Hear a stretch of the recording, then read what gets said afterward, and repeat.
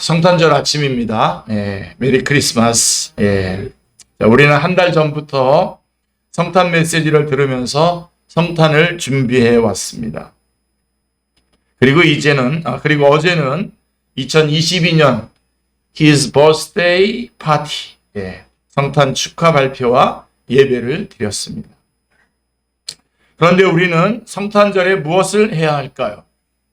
자, 물론 이렇게 11시에 성탄절 예배를, 오늘은 또 주일이기 때문에 성탄절 예배를 드려야겠죠.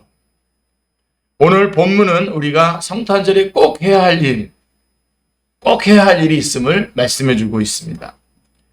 제일 먼저 첫째로 성탄절에는 구세주 탄생의 소식을 들어야 됩니다. 구세주 탄생의 소식. 너무나 당연한 이야기입니다. 성탄절에는 우리를 위하여 구세주께서 태어나셨다라고 하는 소식을 들어야 됩니다. 2000년 전에 고달픈 삶을 하루하루 살아가던 사람들이 있었습니다. 그들의 사회적 지위는 매우 낮았고요. 심지어 법정에서조차도 그들의 증언은 인정되지 않았다고 합니다. 사람들은 그들이 나타나면 부정탄다며 피하곤 했습니다. 낮에는 뜨거운 태양을 받고 밤에는 찬 이슬을 맞으며 주로 들판에서 지냈습니다. 예수님이 탄생하시던 날 밤에도 그들은 아무도 찾아오는 이가 없는 베들레헴 근처의 들판에서 양떼들을 지키고 있었습니다. 그때 주님의 천사가 갑자기 이들 앞에 나타났고 주님의 영광이 목자들을 둘러 비추었습니다. 두려워 떠는 목자들에게 천사가 말했습니다. 무서워하지 말라. 보라, 내가 온 백성에게 미칠 큰 기쁨의 좋은 소식을 너희에게 전하노라 말씀하고 있습니다. 그리고 11절 12절에도 보면 오늘 다윗의 동네에 너희를 위하여 구주가 나셨으니 곧 그리스도 주시니라. 너희가 가서 강보에 쌓여 구유에 누워있는 아기를 보리니 이것이 너희에게 표적이니라 하더니 이렇게 말씀하고 있습니다. 자, 목자들은 모든 백성에게 미칠 큰 기쁨의 좋은 소식을 들었습니다. 그 소식은 어떤 점에서 큰 기쁨의 좋은 소식이었습니까? 주님께서 아기로 태어나 구유에 누워 계시다는 소식이었기 때문입니다. 당시는 로마 황제 가이사 아구스토가 온 세상을 다스리고 있었던 때였습니다. 그는 로마 최초의 황제인 가이우스 옥타비아누스입니다. 그는 제국 안에서 일어난 모든 권력 투쟁을 종식시키고 지중해까지 로마 제국의 영토를 확장했습니다. 그런 그에게 로마 원로원은 위대한 자라고 하는 뜻인 아우구스투스라고 하는 칭호를 붙여주었습니다. 그는 평화를, 팍스 로마나죠. 평화를 국정의 최우선 과제로 삼았고요. 자, 그런데 그 평화는 강력한 군사력에 의한 평화였기 때문에 그 일에는 막대한 돈이 필요했습니다. 그래서 그는 그 돈을 충당하기 위해서 특별히 식민지 백성들에게 인두세를 걷어들이고자 했습니다. 이를 위해서 유대 백당에서도 호적의 명령이 내려졌고요. 그 칙령에 따라서 모든 유대 사람이 호적하러 각각 고향으로 돌아갔습니다. 그게 누가복음 2장 1절로 3절에 나오는 내용입니다. 갈릴리 나사렛에서 살고 있던 요셉도 호적 등록을 위해서 본적지인 유대 베들레헴으로 가야 했습니다. 나사렛에서 베들레헴까지는 직선거리로 한 130km 정도 되는 거리입니다. 짧지 않은 거리죠. 요셉은 임신한 마리아를 데리고 먼 길을 여행했습니다. 이들이 베들레헴에 있는 동안에 아기를 낳을 때가 되었습니다. 마리아는 첫 아들을 낳아서 포대기에 싸서 구유에 눕혀 두었습니다. 그것은 여관에 이들이 들어갈 빈 방이 없었기 때문입니다. 당시의 여관은 집단 합숙소와 같았습니다. 지금도 중국에 있는지 모르겠는데 제가 처음에 갔을 때 중국에 거기서 그런 큰 방 안에 여러 명이 같이 자는 집단 합숙소와 같았습니다. 십수명이 함께 한 방에서 잠을 잤는데요. 그러므로 요셉과 마리아가 한 방을 차지하려면 이들은 모두 짐을 싸들고 다 바깥으로 나가야 됩니다. 이미 들어가 있는 사람들은. 그런 방을 독채로 얻을 돈도 요셉에게 없었을 뿐더러 그 많은 사람들이 한꺼번에 임산부를 위해서 방을 비워주고자 하지도 않았습니다. 마침내 그들이 구한 것은 여관 옆에 여행자들의 말을 메어두는 마국간이었습니다. 오늘날로 말하면 주차장 같은 곳이죠.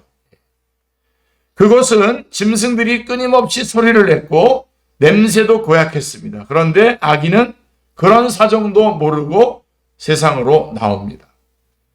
엄마 아빠는 당황할 겨를도 없이 세상으로 나온 아이를 포대기에 싸서 구유에 뉘었습니다. 요셉의 첫 아들 예수님은 이렇게 베들레헴 마국간에서 태어나셨습니다. 예수님은 요셉의 아들이지만 하나님의 아들이시기도 하신데 하나님은 왜 이런 아무런 힘도 쓰지 않으셨을까요? 장소 하나 정도는 확보해 주실 수 있지 않았겠습니까? 하나님은 무엇이든지 할 수 있는 분이신데 왜 자기 아들을 세상에서 밀려서 마국간에서 태어나게 하셨을까요? 만일 예수님이 태어나실 때 하나님의 특권을 사용하셨다면, 소위 말하는 하나님 찬스, 아빠 찬스를 사용했다면 어떻게 되었을까요? 베들레헴 여관방 사람들을 다 쫓아내서라도 방 하나쯤은 잡을 수 있지 않았을까요? 자, 그런데 예수님은 하나님으로서 가진 모든 권세, 당연히 누릴 수 있는 권리조차도 포기하신 채 이 땅에 오셨습니다. 여러분, 이것을 그냥 쉽게 넘기시면 안 됩니다. 이렇게 하신 것에 대해서. 그 결과 예수님은 사람들에게 밀려서 마국간에서 태어나 구유에 누이셨습니다. 자, 예수님은 왜 그렇게 하셨을까요? 성경의 한 규절이 이 질문에 대한 답을 주죠. 제가 너무나 좋아하는 규절이죠. 고린도후서 8장 9절입니다. 우리 주 예수 그리스도의 은혜를 너희가 알거니와 부요하신 이로써 너희를 위하여 가난하게 되심은 그의 가난함으로 말미암아 너희를 부요하게 하려 하심이라 라고 하는 말씀입니다. 만일 예수님께서 자신의 부요함을 행사하셨다면 어떻게 했을까요? 베들레헴에 있는 모든 여관방들을 통째로 빌릴 수 있으셨을 것입니다. 예수님이 다 빌려버리면 다른 사람들은 모두 다 바깥에서 자야 합니다. 그러나 예수님은 그렇게 하시지 않으셨습니다. 부요하신 분이시지만 가난하게 되셨습니다. 가난하게 되었다라고 하는 말은 단지 물질적인 가난만을 의미하지 않습니다. 자신의 마땅한 권한을 사용하지 않는 것을 포함하고 있는 것입니다. 예수님은 우리를 부요하게 하시기 위해서 가난하게 되셨고, 우리를 높이기 위해서 낮은 자가 되셨고, 우리를 존귀하게 하시기 위해서 비천에 처하셨습니다. 그러므로 이 예수님의 탄생은 큰 기쁨의 좋은 소식입니다. 이뿐만이 아닙니다. 그 소식은 예수님께서 우리를 위한 구원자 곧 그리스도 주님으로 태어나셨다라고 하는 소식이기 때문에 큰 기쁨의 소식입니다. 천사가 말합니다. 10절 11절에 보면 천사가 이르되 무서워하지 말라, 내가 온 백성에게 미칠 큰 기쁨의 좋은 소식을 너희에게 전하느라 오늘 다윗의 동네에 너희를 위하여 구주가 나셨으니 곧 그리스도 주시니라 라고 말씀하고 있습니다. 아멘입니다. 로마 시대에는 전쟁에서 이겼다는 소식이 좋은 소식입니다. 굿뉴스죠. 유앙겔리온이라고 하는데요. 복음이죠. 또 새 황제가 등장했다라고 하는 소식도 좋은 소식이었습니다. 그러나 천사는 아기의 탄생 소식이 승리의 소식이나 새 황제의 탄생 소식과는 비교할 수 없는 큰 기쁨의 좋은 소식이라고 말씀하고 있습니다. 왜냐하면 그 아기는 보통 아기가 아니라 구세주 곧 그리스도 주님이시기 때문입니다. 아멘. 예. 구세주는 사람들을 고통과 위험으로부터 구원해주고 보호해주는 존재입니다. 구원이란 죄인이 의인이 되는 것, 가난한 자가 부유하게 되는 것, 낮은 자가 높은 자가 되는 것, 비천한 자가 존귀한 자가 되는 것입니다. 예수님이 구세주 곧 그리스도 주님이시라고 하는 것은 예수님께서 그런 일들을 자기 백성들 가운데 이루어 주실 분이시라고 하는 의미인 것입니다. 예수님이야말로 우리 가운데 이런 일들을 이루실 수 있다는 점에서 진정한 왕이시고 구세주이시고 그리스도 주님이십니다. 아멘. 그러므로 이분이 이 세상에 오셨다는 소식이야말로 모든 백성에게 미칠 큰 기쁨의 좋은 소식입니다. 그래서 우리는 성탄절에는 모든 백성을 위한 큰 기쁨의 좋은 소식을 들어야 됩니다. 예수님이 태어나셨다라고 하는 소식을 들어야 합니다. 자, 여러분, 우리는 주로 어떤 소식을 듣습니까? 미디어 매체를 통해서 매일매일 쏟아지는 전 세계의 소식을 듣습니다. 눈을 뜨자마자 여러 포털을 검색하면서 실시간으로 업데이트되는 소식들을 듣습니다. 이 소식들은 대부분 우울하고 슬픈 소식들입니다. 우리를 화나게 하고 낙담케 하는 소식들입니다. 그러나 성탄절에는 모든 백성을 위한 큰 기쁨의 좋은 소식을 들어야 합니다. 귀를 기울여 보십시오. 하나님께서 우리에게 이 좋은 소식을 들려주고 계십니다. 11절에 보십시오. 오늘날 다윗의 동네에 너희를 위하여 구주가 나셨으니 곧 그리스도 주시니라. 성탄의 소식을 들어야 되고요. 두 번째로 우리가 성탄절에 해야 될 일, 두 번째, 예수님의 나심을 확인해야 됩니다. 천사들이 떠나자 목자들이 서로 말했습니다. 이제 베들레헴으로 가서 주께서 우리에게 알리신 바 이 이루어진 일을 보자 라고 15절에 말씀하고 있습니다. 목자들은 서둘러 가서 마리아와 요셉 그리고 구유에 누인 아기를 보았습니다. 아기를 확인한 목자들은 마리아와 요셉에게 아기에 대하여 들은 이야기를 해주었습니다. 목자들은 큰 기쁨의 좋은 소식을 들었을 뿐만 아니라 그 소식을 확인하러 베들레헴으로 갔습니다. 그곳에서 아기로 나신 예수님을 만났습니다. 천사를 통해 주신 하나님의 말씀이 과연 사실임을 확인했습니다. 소식을 들었고 그들은 직접 가서 확인을 했습니다. 목자들은 예수님의 나심을 확인하기 위해서 베들레헴으로 갔는데 우리는 어디로 가야 할까요? 우리는 어디로 가서 예수님의 나심을 확인할 수 있을까요? 베들레헴으로 성지순례를 떠나야 할까요? 사실 베들레헴으로 성지순례를 떠나도 사실은 거기 가서도 예수님 만날 수 없습니다. 많이 바뀌었고요. 실제로 그 장소들도요. 그렇다면 우리는 어디로 가서 예수님을 만나야 할까요? 우리는 성경으로 가서 예수님의 나심을 확인할 수 있습니다. 예수님의 탄생이 과연 사실인지 아닌지 성경을 통해서 우리는 확인할 수 있습니다. 사도 바울이 복음을 전했을 때에 그 말이 과연 사실인지 아닌지 성경을 통해서 확인했던 베레아 사람들처럼 우리는 성경을 통해서 예수님의 나심을 확인할 수 있습니다. 그래서 성탄절에는 성경으로 가서 예수님의 나심을 확인해야 됩니다. 그런 의미에서 우리가 이 대강절, 대림절 그 중간에 우리 성경주일, 성서주일이 있어서 같이 그런 의미가 있습니다. 성탄절에는 우리는 성경으로 가서 그 성탄의 소식을 들었다면 그것을 확인해야 됩니다. 성탄절에 가볼 만한 곳이 많이 있죠.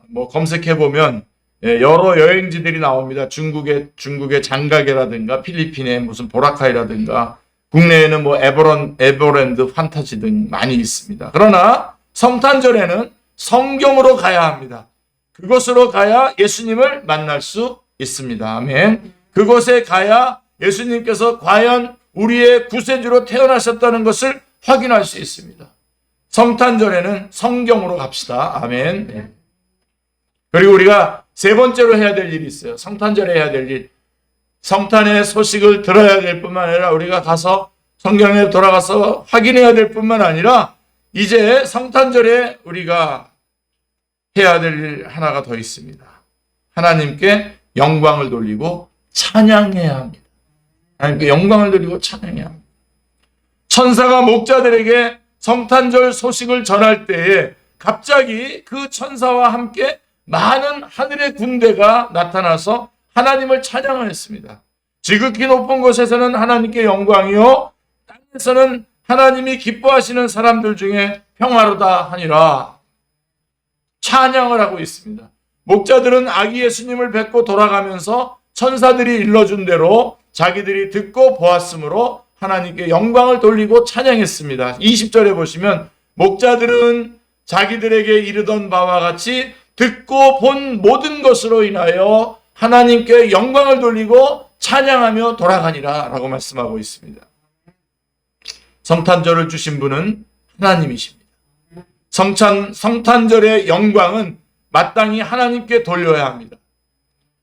하나님께 영광을 돌리는 방법은 그분을 찬양하는 것입니다. 찬양은 칭찬입니다. 하나님이 하신 일을 우리가 칭찬하는 겁니다. 찬양은 높이는 것입니다. 찬양은 감사입니다. 예. 우리에게 성탄을 주신 하나님을 우리의 입술로 칭찬하고 높이고 감사해야 합니다. 성탄절에 우리가 해야 될 일입니다.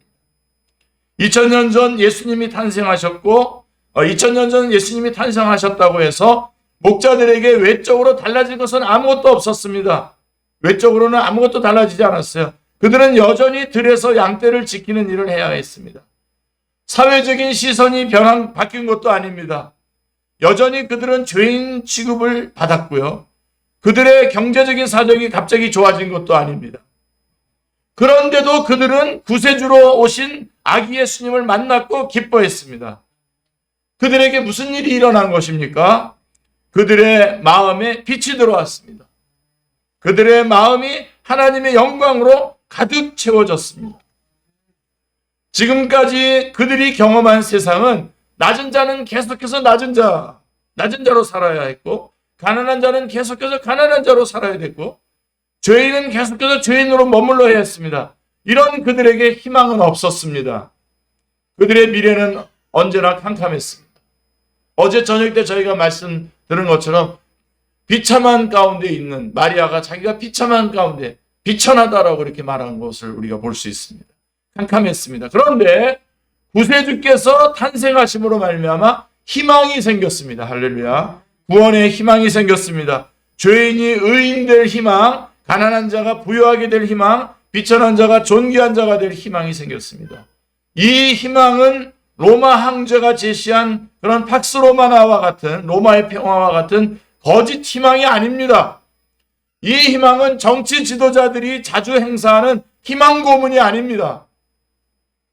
이 희망은 구체적으로 실현되는 희망입니다. 왜냐하면 이 희망의 실현자가 이 땅에 오셨기 때문입니다. 예수님은 구원자로 자청하시는 분이 아니라 실제로 구원자이시고, 그리스도의 흉내를 내시는 분이 아니라 실제로 그리스도이시며, 거짓 주인이 아니라 우리 인생의 실제적인 주님이십니다. 그래서 성탄절에는 우울한 세상 가운데서 기뻐하며, 어두운 환경 속에서 빛을 보며, 절망적인 상황 속에서 희망의 노래를 부를 수 있습니다. 성탄절을 주신 하나님께 영광과 찬양과 감사를 올려드립니다. 오늘 말씀은 이렇게 마치고요.